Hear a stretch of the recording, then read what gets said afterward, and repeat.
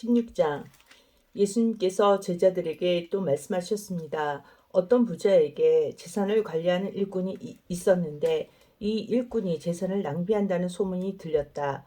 그래서 그를 불렀다가 말했다. 내가 자네에 관해 들은 소문이 어찌된 일인가? 더 이상 자네를 일꾼으로 쓸 수 없으니 자네의 일을 정리해 주게. 그러자 그 일꾼은 속으로 생각했다. 주인이 내 일을 빼앗았으니 어떻게 해야 하나. 땅을 파자니 힘이 없고 국어를 하자니 창피한 노릇이구나. 내가 할 일을 알았다. 내가 이 자리에서 물러날 때 사람들이 나를 집으로 맞이하게 만들어야겠다. 그 일꾼은 주인에게 빚진 사람들을 하나씩 불렀다. 첫째 사람에게 물었다. 주인에게 빚진 것이 얼마요? 그가 올리브 기름 100마리요 라고 대답하자 그 일꾼이 말했다. 당신의 문서가 여기 있으니 어서 앉아서 50마리라고 적으시오. 또 다른 사람에게 그가 진 빚이 얼마냐고 물었다. 밀 100섬이요 라고 대답하자 그 일꾼이 말했다. 당신의 문서가 여기 있으니 80섬이라고 적으시오. 주인이 그 불의한 일꾼이 슬기롭게 행동하는 것을 보고 그를 칭찬하였다. 이 시대의 아들들이 자기 일을 처리하는 데 있어서는 빛의 자녀들보다 더 슬기롭다. 내가 너희에게 말한다. 불의한 재물로 친구를 사귀어라. 그러면 그 재물이 없어질 때 그들이 너희를 영원한 곳으로 맞아들일 것이다. 아주 작은 일에 충실한 사람은 많은 것에도 충실하다. 아주 작은 일에 충실하지 못한 사람은 많은 것에도 충실하지 못하다. 그러므로 너희가 불의한 재물에도 충실하지 못하며 누가 참된 것을 너희에게 맡기겠느냐. 너희가 다른 사람의 것에 충실하지 못하며 누가 너희 몫을 너희에게 주겠느냐. 그 어떤 종도 두 주인을 섬길 수 없다. 한편으로 미워하고 다른 편을 사랑하든지 아니면 한편에게는 충성을 하고 다른 편은 무시하든지 할 것이다. 너희는 하나님과 재물을 함께 섬길 수 없다. 돈을 좋아하는 바리새파 사람들이 이 모든 것들을 들었습니다. 그리고 예수님을 비웃었습니다. 예수님께서 이들에게 말씀하셨습니다. 너희는 사람들 앞에서 스스로를 의롭다 한다. 그러나 하나님께서 너희의 마음을 아신다. 사람에게 존경을 받는 것이 하나님께는 미움을 받는 것이다. 율법과 예언자의 때는 요한까지이다. 그러나 요한 이후부터는 하나님 나라의 복음이 전파된다. 모든 사람이 그 나라에 들어가려고 힘쓰고 있다. 율법의 작은 글자 하나가 떨어져 나가는 것보다 하늘과 땅이 없어지는 것이 더 쉬울 것이다. 자기 아내와 이혼하고 다른 여자와 결혼하는 사람은 누구나 간음죄를 짓는 것이다. 남편과 이혼한 여자와 결혼하는 사람도 간음죄를 짓는 것이다. 예수님께서 말씀하셨습니다. 어떤 부자가 있었다. 이 사람은 언제나 가장 비싼 옷을 입고 매일 호화스럽게 살았다. 한편 그 집 대문 앞에는 나사로라는 한 가난한 사람이 누워 있었는데 몸에는 부스럼투성이었다. 그가 부자의 식탁에서 떨어지는 부스러기로 줄인 배를 채우기를 원했다. 심지어 개들이 와서 그의 부스럼을 핥았다. 어느 날 그 거지가 죽어 천사들에게 이끌려 아브라함의 팔에 안겼다. 부자도 죽어 땅에 묻혔다. 부자는 지옥에서 고통 가운데 있다가 눈을 들어 보았다. 멀리 아브라함이 보이고 나사로가 그의 품에 안겨 있는 것을 보았다. 그가 소리쳐 말했다.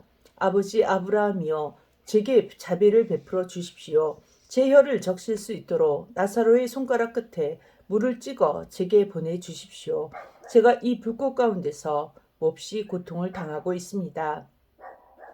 그러나 아브라함은 말했다. 얘야, 내가 살아있을 때 좋은 것을 마음껏 누렸고 나사로는 온갖 나쁜 것을 겪은 것을 기억하여라.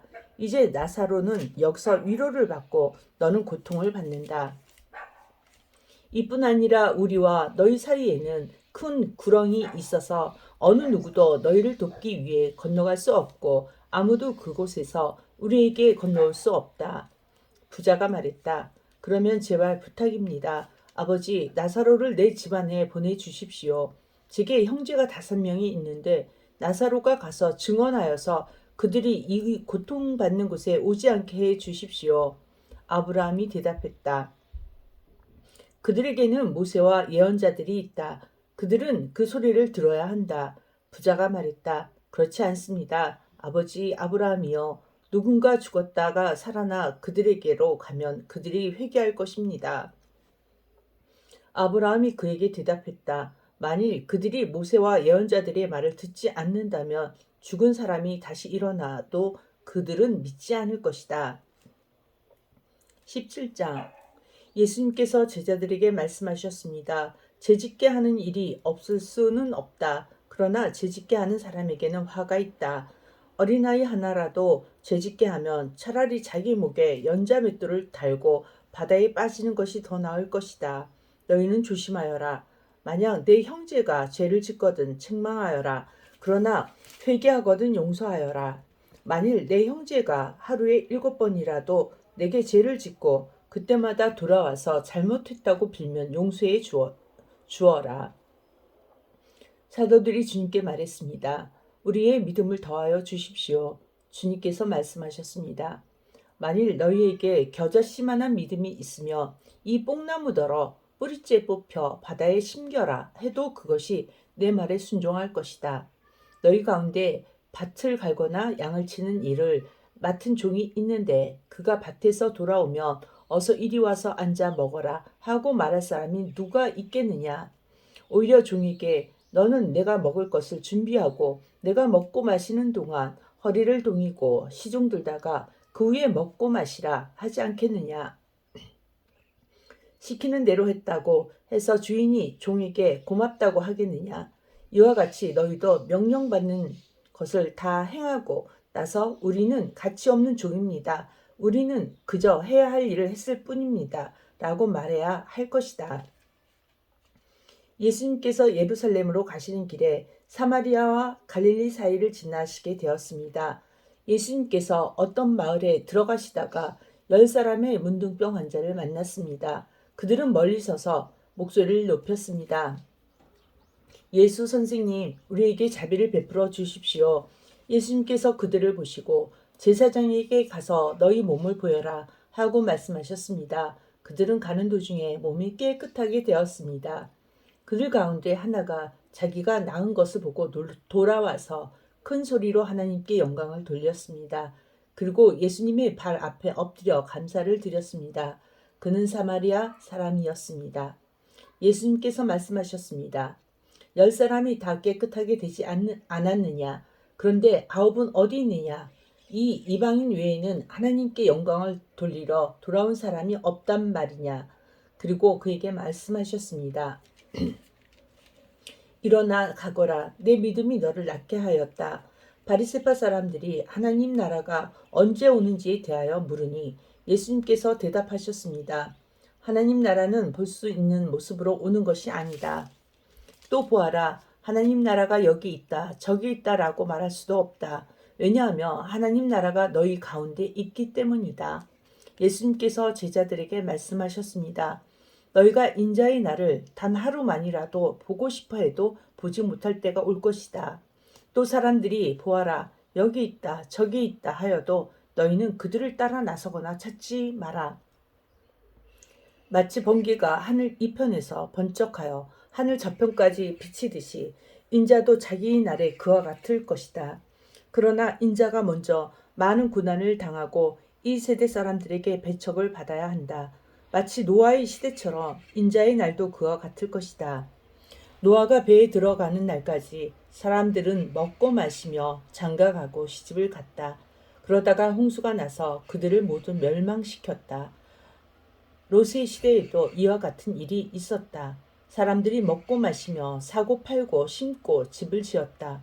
그러나 롯이 소돔을 떠났던 날 하늘에서 불과 유황이 비오듯이 쏟아져 모두 멸망당하고 말았다. 인자가 나타나는 날에도 바로 그와 같을 것이다. 그날에 지붕 위에 있는 사람은 집 안에 있는 물건을 가지러 내려가지 마라. 들에 있는 사람도 돌아가지 마라. 롯의 아내를 기억하라.